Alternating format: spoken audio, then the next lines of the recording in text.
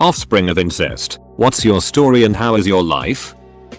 To be honest, I didn't consider myself a product of incest until I read the comments here. My parents are first cousins. I come from a country where that's normal and lived all my life in another country where it is the norm. I think I'm pretty normal and my siblings too. We all ended up being atheists in a country where you can get killed for that. Smart and open-minded.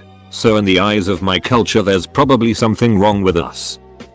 I have some acquaintances. 2 Indian sisters, adopted by an American family when they were babies. Apparently they were the product of their uncle raping their mother. These girls grew up to be gorgeous geniuses, so it worked out okay for them.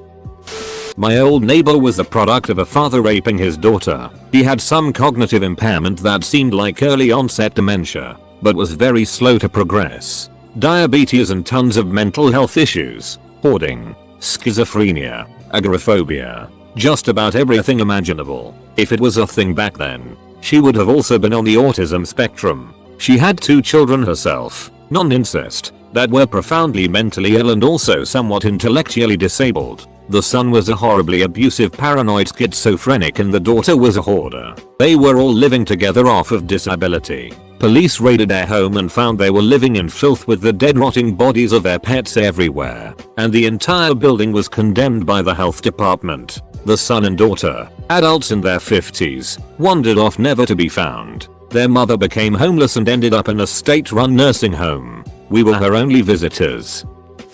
I work with 2 children who were born because of incest. The boy is microcephalic, small head, cerebral palsy, severe ADHD and developmental delay. He's almost a teenager but is as functional as a 6-year-old and is on a toddler education level. He will probably need care his whole life. His parents were uncle niece but his mom was delayed as well. The girl was born from a brother and sister. They have 4 kids total and she is the only one with issues. I swear she has Marfan syndrome.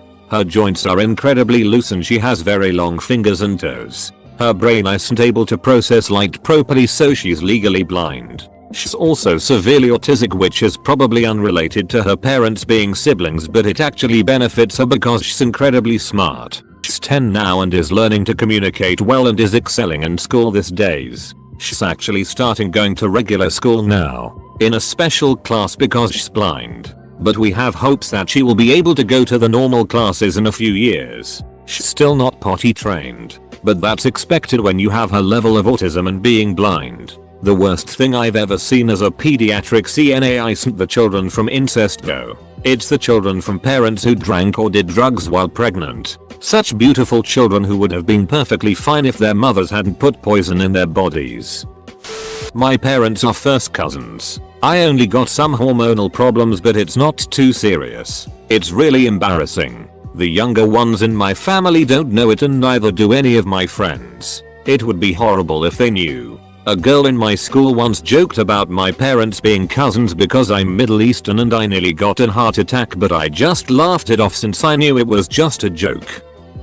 My parents are first cousins. They share the same grandfather. It's not weird at all in my family. It's talked about openly for as long as I can remember. I remember hearing stories about my mom and dad growing up a couple streets away from each other. My brother and I are not affected at all by them being first cousins. Just a divorce, alcohol and drug abuse growing up. A question asking about incest, with no serious tag, getting really good replies. Did Reddit just make history?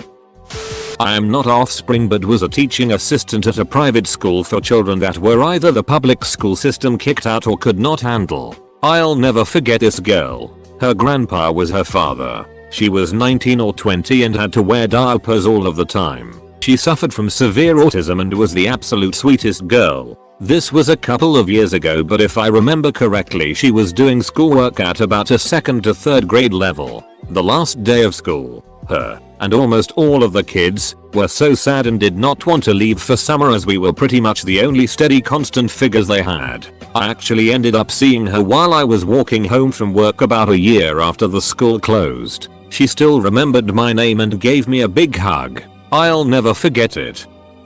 My mama is from a tiny town in the deep south, but contrary to popular belief, there was very little actual incest inbreeding going on, and trust me, I would know if there were. My relatives are vicious gossips. A couple of first cousin marriages, but even that was very rare. It used to be more common among upper class southerners. Think Ashley and Melanie from Gone with the Wind. But my mother's family are all dirt poor sharecroppers. There was no wealth to keep within the family. There is, however, one bizarre couple from my mother's hometown. A guy married his stepmother. Now, this would be merely questionable if she had, say, married his dad when he was 18 or older and a more or less independent adult. But no, she married his dad when he was like 8 or 9, and like 10 years later his dad dies, and the stepson marries his stepmom. Then they had a couple of kids together. I always wondered what the dynamic was like in that family. Dad, mom is being so unfair. I know. She was like that to me when I was your age. My brother is my father. It's ducked up. My mother groomed him from a young age to be her perfect lover, and they had me when he was 17 and she was 35. I grew up thinking he was my brother and that my dad had left the family. But I found out the truth when I walked in on my brother and mother having sex when I turned 14. I was absolutely horrified and I confronted them and they told me the truth. I felt betrayed and disgusted, so that night I took my belongings and left home. Haven't spoken to them since. They were the only family I had since my mother also left her family and never spoke to them again at a young age. I'm 24 now. Probably should have put a serious tag on this, or not. My great grandmother married her uncle. My grandma is an odd one. She would probably have been diagnosed with developmental disabilities had that been a thing in the 1930s. Hard to say if that's a result of the incest though. My great uncle, grandma's brother, is normal and fine. There was a woman in my pregnancy and infant loss group that had a really tragic case of accidental incest. We live in a town where there's a military base and soldiers from Great Britain often come and train there. Well, this woman met a soldier at the club one night and they hit it off and started seeing each other. They discovered they both had family from a little obscure town in England. She was born there and her mother brought her to Canada when the mom split up with the dad. She grows up not ever having contact with her father as a result. Anyhow, this girl ends up pregnant by this soldier and doesn't get proper prenatal care other than her anatomy scan at 18 weeks. When the baby was born, he had severe deformities and was lacking a bunch of his bones in his limbs. At Children's Hospital, they do a genetic workup on the parents and baby, and within a couple of days, the baby dies. The genetic counselor ended up contacting the lady and telling her she needed to come in for an appointment. She doesn't. It turns out that her and the soldier are half siblings and they both had a specific gene mutation that had been passed on to their baby, resulting in whatever disease caused him to not develop parts of his skeleton.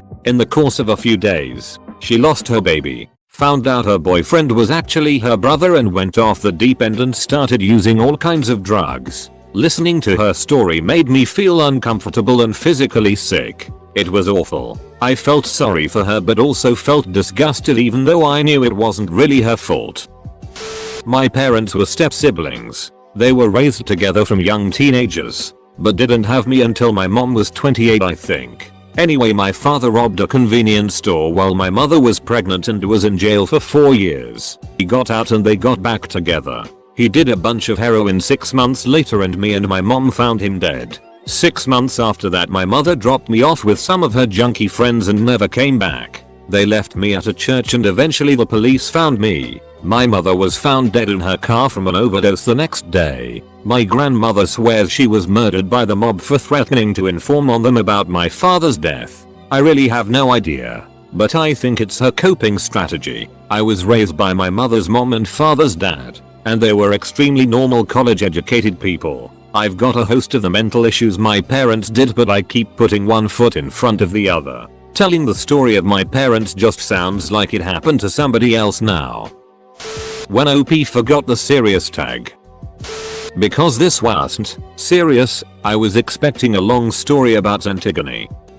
Well, not really the same thing, but worth mentioning. My mom and dad aren't genetically related, but were kinda childhood friends who eventually got married. When they were both teenagers, their pairs of parents each split up, and my mom's mom married my dad's dad. So I don't really have a traditional two sides of the family, but a weird tangle of marriage and divorce, and it's kinda hard to keep track of who is related to who by blood. Also, My parents only got married because they got pregnant with me, so I joke with them about how I am an incest-born bastard child. At least my parents and I have a sense of humor about it, but everyone else seems to ignore it entirely.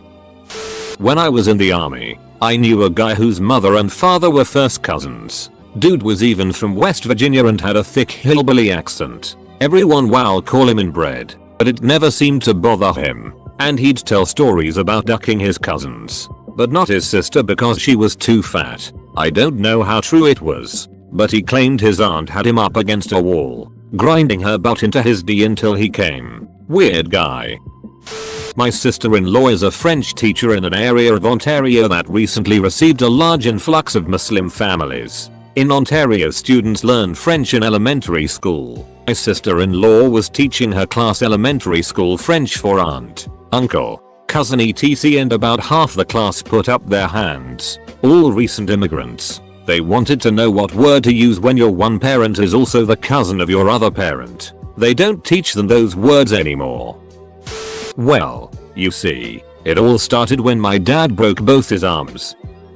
I had a sexual relationship with my first cousin and ended up pregnant. I'm on a throwaway and going to keep my details as anonymous as possible. I was in my teens. He was in his 20s. I was on birth control, the pill, and pretty much fell in love with my cousin. He was, and still is, the only person to ever make me feel aroused and attracted to. He's the only person I've had that strong connection with. I think about those months we were together often. I found out I was pregnant and I ended up saying it was another person's child. Not to prevent myself the shame of people knowing I was having sex with my cousin, but to spare my child the shame of being an offspring of incest. Both my cousin and I are intelligent, and I have to say our child is ridiculously smart. Our child is great looking, with a wonderful and loving personality. There are not any genetic issues. My cousin is not in our lives. He went on to get married and does not desire children. No one knows or suspects, but our child looks more and more like my cousin as our child ages.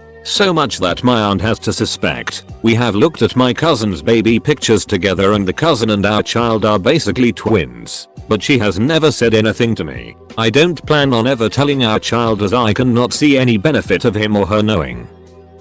Not so great, actually. My father, who suffered from severe mental illness, died before I was born. My mother died in childbirth, so I was mostly cared for when I was young by my older brother, who seems to have inherited whatever mental problem our father had. We traveled around a lot when we were kids, from city to city, never staying very long. We were even across the sea from home most of the time. My brother was abused, physically, sexually and mentally. Never had any real friends or family who weren't awful. My brother made me marry some guy we didn't even know, whose language we don't even speak. Just because he had some money, he raped me every night for years. My brother got mixed up in some shady anti-government stuff and died. And then my husband went into a coma the same day our son was stillborn. It's gotten a little better recently, though. Just a year or so since that day. And now I've got 3 healthy children,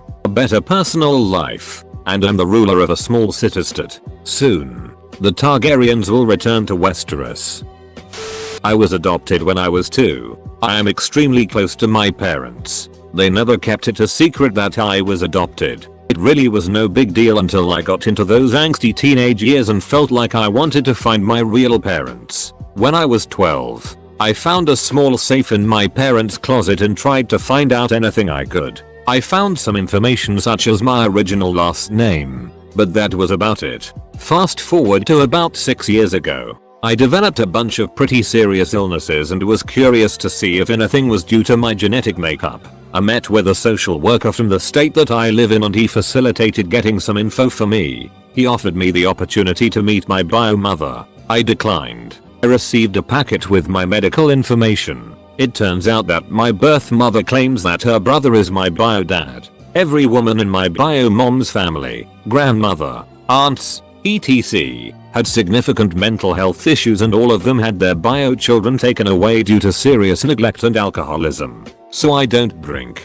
That kind of messed me up for a while and I felt a tremendous amount of shame. I asked my mom if she knew that I was potentially a product of brother-sister incest. and she said that they found out during the adoption phase. However, I was also told to take the information with a grain of salt since my birth mother apparently had a long history of mental illness. I don't think I will ever know for sure, but I try really hard not to think about it too much and focus on my great parents who love me endlessly and gave me a truly terrific life. I still struggle with the possibility. It makes me feel kind of dirty. The only people that know are my parents and my husband. I secretly hope that my bio mom was making it up due to her illness. Edit. Just wanted to say thanks to everyone for all the kind words. I really wasn't sure if I should post this. You folks are awesome.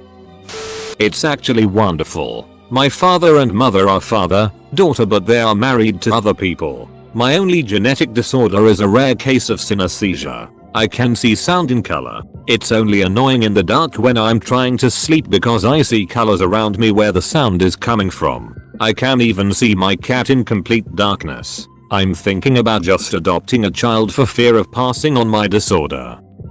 My paternal great-grandparents were possibly second cousins, which is not that extreme, especially for early 20th century rural Tennessee. However, I found some amusing relationships through genealogy research. There was a huge amount of genealogy research done about my section of Tennessee, and I downloaded thousands of people into a program called Family Tree Maker. One feature of the program was that you could click on the names of two individuals, and it would tell you how they were related. I found it amusing that there were some people whose name I could click, and I was related to them 4 or 5 different ways. You were my second cousin and my half-third cousin once removed and my third cousin once removed and my double fifth cousin. So many family groups had married into each other over the course of a century in the same area. Do they have internet in West Virginia? JK, I've never been. Just aware of the stereotype. Not me, but a kid in school that I work sub at occasionally. His mother is the direct product of incest. Her father raped his daughter, and he is an absolute delight. Let me tell you. He spends most of his time in a special ed classroom with 3 or 4 other students, and he is always helping out his classmates and his teachers when he can. He saw me at a local event and wanted to introduce me to his mother. She's got no teeth, and just looks ragged and worn. But she is one of the sweetest people I've ever talked to. He'll be alright. I think he's being groomed to be a custodian or something. But it's nice to know that such horrible conditions don't have to define an individual. In my mother's family, there was a lot of sexual abuse, especially from a stepfather. My mother is the oldest of 7 siblings. She has 2 full siblings, and the other siblings are clearly of another father. Trust me, they don't need a DNA test. For years there was a question of who fathered who, but now that everyone's an adult, their character, their traits, it's just too obvious who fathered who. Because of how much sexual abuse went on, a lot of kids were born from those half siblings. Considering the number of problems that range from physical abnormalities to mental disorders, I'm thoroughly convinced that at least some of these kids are a product of incest, and not all a matter of she whored around at 15 like they would lead you to believe. It isn't that far-fetched considering he did, in fact, abuse some of them. One of these uncle cousins was feral. His mom was young, didn't know what she was doing with a baby, and left him in the crib all the time. He didn't get enough stimulation. No one talked to him, so he became feral. It's a sick situation. He's in his 40s now and can hardly carry on a conversation. He is a good guy but tends to fall for a lot of conspiracies and other nonsense. He's never had a career. He slurs his speech and can barely understand basic concepts. Out of everyone in the family, he is probably the best living example of how that family treats human life, like garbage.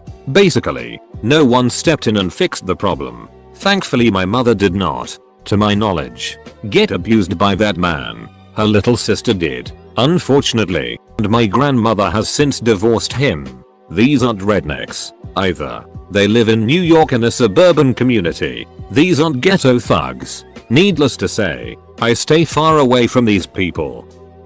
I hate talking about it, but here we go. My grandparents on my father's side are first cousins. My father and all my uncles and aunts have their share of problems and all are a little off. Generally low IQ for most of them, but there are a few that are pretty smart and well off. We have a range of health problems which may be a result of this.